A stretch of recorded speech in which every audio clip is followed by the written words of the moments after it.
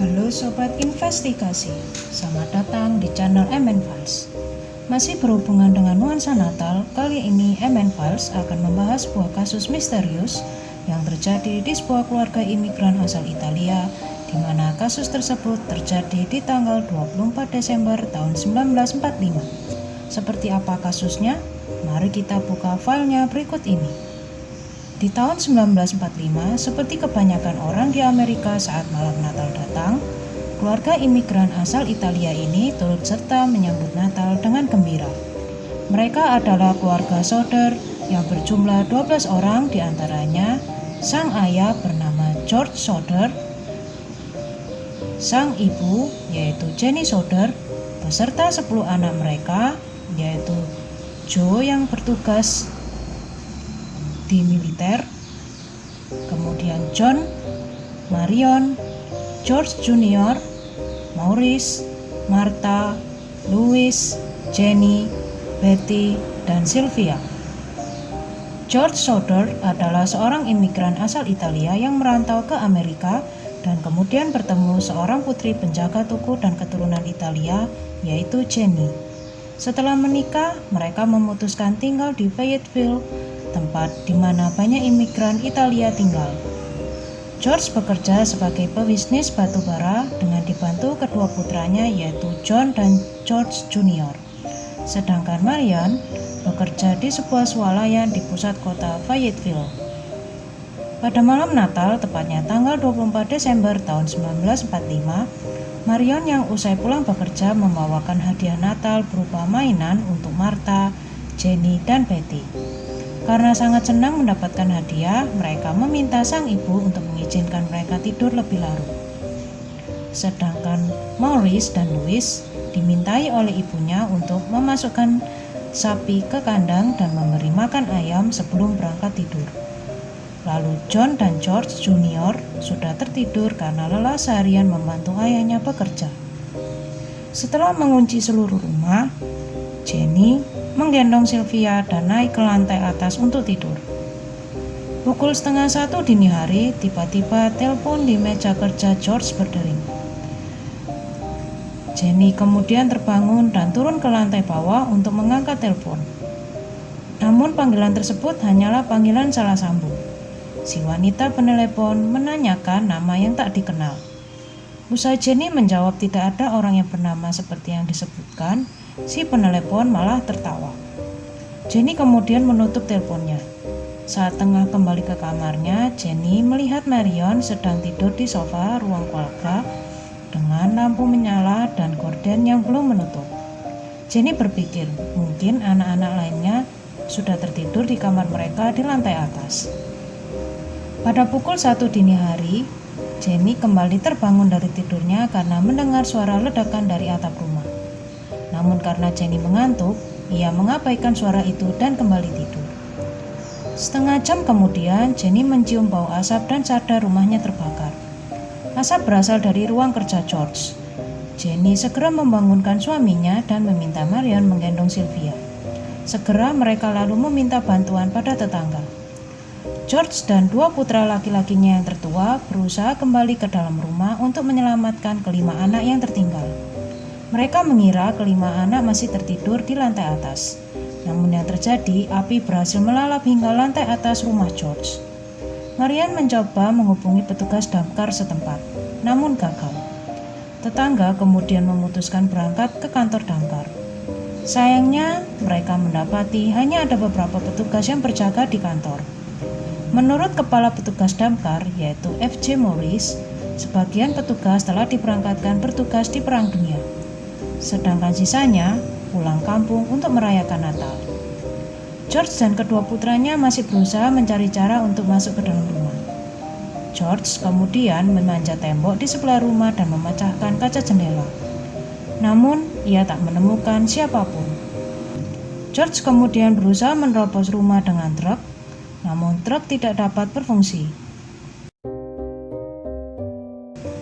Akhirnya mereka hanya bisa pasrah sambil memandang rumah mereka yang perlahan habis dilalap api. Mereka berpikir kelima anggota keluarga yang tertinggal sudah pasti tewas. Api akhirnya berhasil dipadamkan sekitar 45 menit kemudian.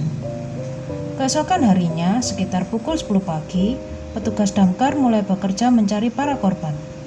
Salah satu petugas damkar yaitu kakak dari Jenny. F.J. Morris menyampaikan pada George bahwa tim damkar tidak berhasil menemukan jasad para korban. Tidak ada jasad maupun tulang belulang dari para korban yang tertinggal di TKP. Awalnya tim penyidik beranggapan kebakaran yang terjadi akibat konsleting listrik yang disebabkan oleh kabel yang menua. Namun George membantah hal tersebut karena belum lama ini ia melakukan perbaikan pada rumahnya. Hal ini juga didukung oleh para tetangga. Tetangga yang menyaksikan kejadian kebakaran melihat bahwa lampu-lampu yang ada di rumah George masih dalam kondisi menyala. Di samping itu, kesaksian mengejutkan datang dari seorang petugas telepon. Saat dilakukan pengecekan, didapati bahwa telepon dalam kondisi sudah terputus akibat dipotong secara sengaja oleh seseorang. Seorang saksi lain menyebutkan bahwa ia melihat seseorang melemparkan sesuatu ke atap rumah George. Hal ini dibuktikan dengan ditemukannya sebuah benda mirip karet berwarna hijau yang ditemukan di TKP sekitar 3 bulan usai kejadian. Di tahun 1947, pihak FBI sempat melakukan penyelidikan atas kasus ini, namun pihak kepolisian maupun petugas damkar menolak untuk membantu. Kasus ini kemudian terhenti di tahun 1950 akibat kurangnya bukti dan menghadapi jalan buntu. Pihak FBI bahkan terpaksa menutup kasus ini. Karena kasus kebakaran ini masih terus membawa tanda tanya besar, maka muncullah beberapa teori dan dugaan motif yang kemungkinan melatar belakangi kasus misteri ini. Pertama, hilang dibawa ke New York. Meski kasus mereka telah ditutup, keluarga Soder tidak menyerah untuk mencari tahu keberadaan kelima anak yang hilang. Mereka lalu menyewa seorang detektif swasta bernama Sissy Tinsley yang berasal dari Giley Bridge.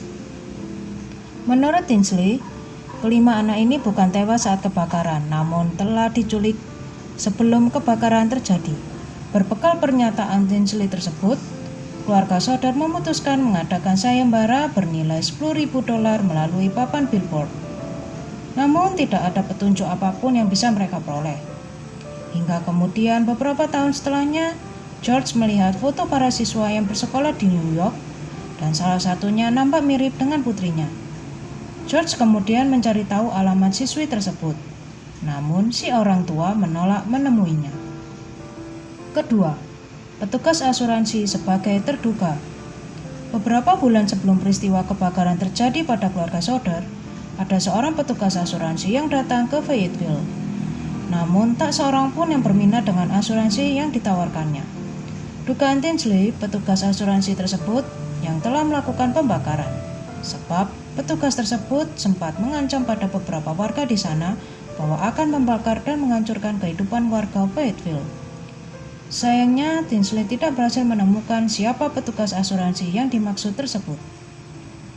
Ketiga, diculik mafia. Dugaan lainnya yang muncul adalah kelima anak tersebut diduga diculik oleh mafia Sisilia. Hal ini terkait dengan peristiwa di masa lalu tentang George yang seorang pengkritik keras akan pemerintahan fasis di bawah Mussolini saat itu.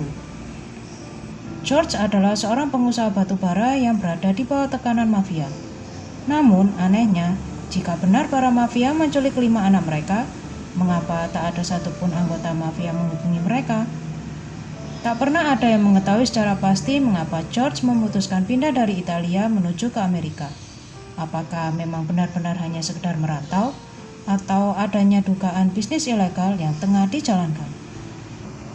Selain berbagai dugaan yang muncul akan siapa pelaku pembakaran rumah keluarga Soder, sebelum kasus terpaksa ditutup, beberapa fakta di lapangan makin menambah rangkaian tanda tanya. Di antaranya, temuan benda asing. Masih ingat dengan seorang saksi yang melihat ada orang yang melempar sesuatu ke rumah keluarga Soder, sebuah benda aneh yang diduga sebagai pemicu kebakaran terjadi, yaitu benda satu ini, napalm pineapple bomb. Entah siapa yang berani dan tega melakukan pelemparan yang berakibat terbakarnya rumah keluarga Soder. Truk mati. Masih ingat dengan situasi di mana George gagal menerobos rumah dengan truk karena truk mati? Ada seorang saksi yang melihat dua orang pria membawa alat yang digunakan untuk membongkar mesin truk. Lalu siapa mereka dan apa tujuan mereka melakukan hal tersebut? Saksi usai kejadian. Seorang wanita yang bekerja di tempat parkir di jalan antara Fayetteville dengan Charleston mengatakan bahwa ia melihat 5 orang anak di pagi hari setelah kebakaran di mana mereka sedang menaiki kendaraan berplat nomor Florida dan berhenti di tempat parkir untuk membeli sarapan bersama 2 orang pria dan 2 orang wanita. Saksi lain yang bekerja di sebuah hotel di Charleston yang tak sengaja melihat foto-foto anak keluarga Soder di sebuah surat kabar, kemudian menelepon pihak berwenang. Ia berkata bahwa ia melihat 4 orang anak yang disebutkan di surat kabar tersebut dan mereka datang ke hotel pada malam harinya bersama 2 orang pria dan 2 orang wanita yang dari bahasanya seperti berasal dari Italia. Saksi tersebut mencoba berbicara dengan salah satu anak, tetapi salah satu dari 2 pria tersebut bersikap agresif dan mulai berbicara dalam bahasa Italia. Dan keesokan paginya mereka membawa anak-anak itu pergi. Jadi, siapa 2 orang pria dan 2 orang wanita tersebut? Apakah mereka pedagang organ ilegal? Seorang yang tidak suka dengan keluarga Soder? Atau pendukung Mussolini? Kabel telepon yang putus. Masih ingat dengan temuan kabel telepon yang sengaja dipotong? Polisi berhasil menemukan seorang pencuri yang mengaku pada malam saat kejadian, ia memang sedang ingin mencuri di sebuah rumah dekat rumah keluarga Soder dengan cara memotong kabel listrik rumah tersebut. Namun ia salah memotong. Yang menjadi pertanyaan, mengapa ia bisa salah memotong dan mengapa pencurian bisa terjadi tepat di malam kebakaran terjadi? Penelepon misterius. Masih ingat dengan wanita penelepon misterius? Polisi berhasil mendapatkan alamat si wanita. Wanita tersebut mengaku ia tak sengaja melakukan panggilan ke rumah keluarga Soder dan tidak bermaksud jahat. Lalu mengapa wanita tersebut menelepon keluarga Soder dengan nada tertawa, padahal Jenny sudah mengatakan bahwa tidak ada orang yang bernama seperti yang wanita itu sebutkan. Temuan aneh terkait kebakaran. Masih ingat dengan hasil laporan pihak pemadam kebakaran bahwa tidak ada hal yang ditemukan di TKP? Jenny ingin membuktikan apakah tulang belulang bisa hancur tak bersisa akibat dilalap api, apalagi hanya dalam waktu 45 menit. Karena hal ini, Jenny pun memutuskan membuktikan membawa kerangka hewan dan kemudian membakarnya selama sekitar 2 jam. Yang Jenny temukan adalah tulang belulang itu tidak berubah menjadi abu, meski sudah dibakar selama 2 jam. Selain itu, Jenny juga masih bisa menemukan beberapa perabotan kayu tetap di tempatnya meski ada sedikit kerusakan. Pertanyaannya sekarang adalah bagaimana mungkin kebakaran menghilangkan jejak tulang belulang hanya dalam waktu 45 menit? Setelah penggalian dan penyelidikan mendalam di TKP, polisi menemukan beberapa tulang belulang manusia. Namun tidak cukup untuk membentuk kerangka tubuh manusia. Tulang belulang tersebut dikirim ke Smithsonian Institution. Hasil laporannya sebagai berikut. Yang pertama, benar adanya bahwa tulang tersebut memang tulang dari manusia yang terdiri dari 4 ruas tulang belakang lumbar milik seseorang yang berusia sekitar 15 hingga 17 tahun. Kedua, tulang belulang tersebut sama sekali tidak terbakar. Selain itu, seharusnya ada lebih banyak tulang yang ditemukan bila ada 5 anggota keluarga yang diduga menjadi korban kebakaran. Usai pengujian lebih lanjut, ditemukan hal mengejutkan bahwa tulang belulang tersebut sama sekali bukanlah tulang belulang milik kelima anak keluarga Soder. Tulang belulang tersebut sepertinya adalah tulang yang berasal dari pemakaman yang terletak dekat dengan rumah keluarga Soder. Lalu yang menjadi tanda tanya, siapa yang membawa tulang belulang itu ke rumah keluarga Soder? Kembali lagi, semua tanda tanya ini tidak menyurutkan niat keluarga Soder untuk menemukan keberadaan dari kelima anggota keluarga mereka. Mari kita kembali ke kehidupan keluarga Soder pasca kasus misterius yang mereka alami. 23 tahun kemudian, usai peristiwa kebakaran terjadi, keluarga Soder menerima sebuah surat. Di dalamnya berisi sebuah foto seorang pria yang diyakini sebagai Louis Soder.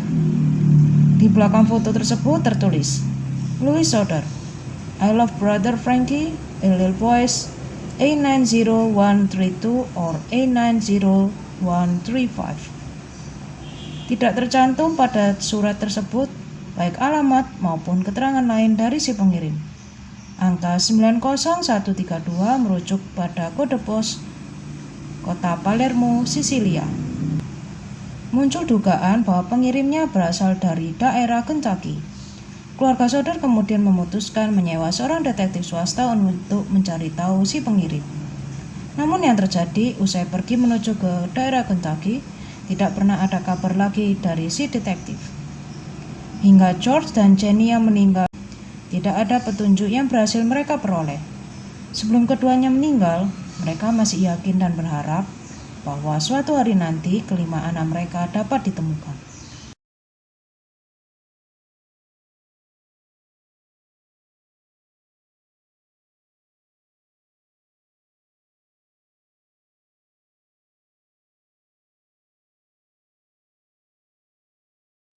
Sekian pembahasan kasus misteri kali ini. Jangan lupa untuk like, share, dan subscribe. Terima kasih dan sampai jumpa di video selanjutnya.